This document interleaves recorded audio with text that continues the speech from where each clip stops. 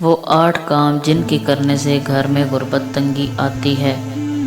Number 1، جلدی جلدی نماز پڑھنے سے گھر میں غربت آتی ہے۔ نمبر 2، کھڑے ہو کر پیشاب کرنے سے بھی گھر میں غربت آتی ہے۔